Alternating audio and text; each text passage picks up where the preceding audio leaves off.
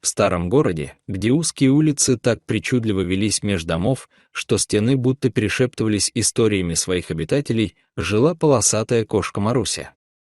Ее жизнь текла тихо, просто и предсказуемо, пока в один миг все не рухнуло, словно выдернули опору, и мир полетел в бездну. Каждое утро начиналось с теплого пледа, пахнущего хозяйкой Ольгой, с шума чайника на кухне и недовольного бормотания Саши, сына Ольги, собиравшегося в школу. Все казалось незыблемым, вечным, таким, каким было вчера, позавчера и всегда. Пока однажды не пришло письмо, обычный белый конверт, а в нем слова, перевернувшие все. Прочитав, Ольга замерла, уставившись в одну точку. Саша притих и словно уменьшился. Воздух в доме стал густым и гнетущим, как перед бурей. Маруся не понимала слов, но чувствовала, их жизнь треснула, будто стекло, и по нему поползли невидимые, острые трещины. Вскоре появились коробки, потом чемоданы, исчезали с полок игрушки, книги, кастрюли, фотографии. А вместе с ними ушло спокойствие. Маруся ходила по пятам за Ольгой, пытаясь понять, но лишь ощущала нарастающую тяжесть, сжимавшую ее маленькое сердце. В последний день чемоданы стояли у двери. Ольга была бледна, Саша молчал. Маруся, чуя недоброе, подошла, потерлась о ноги хозяйки, ожидая, что ее возьмут. Но женщина наклонилась, взглянула глазами, полными слез, и прошептала: «Прости, взять тебя не могу». Слова эти, хоть и непонятные, были настолько пронизаны болью, что Маруся окаменела. Дверь закрылась. Шаги затихли. В доме воцарилась гробовая тишина, такая пустая, словно из него вынули душу. Маруся звала их весь вечер, всю ночь, обходила комнаты, нюхала вещи, хранившие их запах. Она не могла поверить, что они исчезли. Дом без людей, не дом, а холодная, пустая коробка. Через несколько дней еда и вода кончились.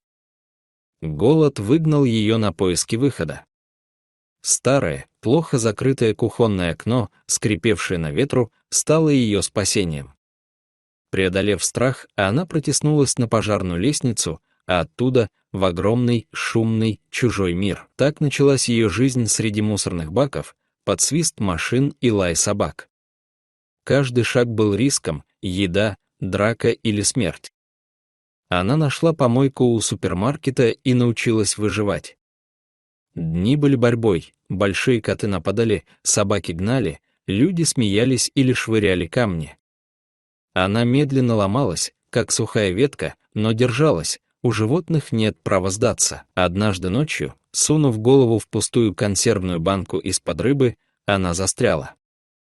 Мир погрузился во тьму и гулкий металлический звон. Она металась, натыкалась на все, слышала лишь смех и щелканье камер. Никто не помог. Обессиленная, она свалилась под старый контейнер, готовая исчезнуть. Ни одно существо не создано для такого одиночества. Утром ее нашел Иван, дворник, работавший здесь десятки лет. Услышав тихое мяуканье, он осторожно освободил ее, разрезав банку. Когда металл отпал, Маруся вдохнула полной грудью, а Иван прижал ее и сказал: «Все, малышка, теперь ты моя». Он отнес ее в каморку у склада, дал молока, устроил на мягкой ткани. Маруся ела медленно, будто боясь, что это мираж, и заснула спокойным сном, первым за многие недели. Все изменилось. Иван кормил ее, разговаривал с ней, смастерил домик, защищал от других котов. Маруся училась заново жить, доверять, любить. Она ходила за ним по двору, слушая его рассказы о прошлой жизни, о семье, об одиночестве. Она не понимала слов, но слышала в его голосе ту же тоску, что когда-то свела их вместе. Это одиночество стало их тайной связью. Маруся спала у него на коленях, мурлыкала, согревая его, а он улыбался и называл ее своим чудом. Между ними протянулась невидимая, но прочная нить, которую не порвать ни холодом, ни ветром. Так они и жили, старик и кошка, оба когда-то потерянные, оба нашедшие в другом дом. Дом, который строится не из стен, а из тепла, доверия и тихой доброты.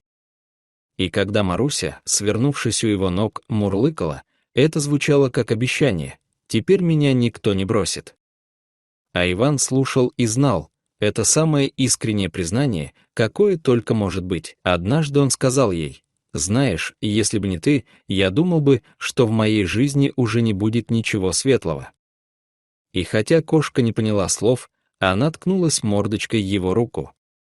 В этот миг их миры окончательно слились в один, теплый, тихий и прочный, где нет предательства, а есть только пристанище, сложенное из сердец. Они обрели его наконец, после стольких лет скитаний. Дорогие зрители, что вы думаете об этой истории? Поделитесь, пожалуйста, в комментариях.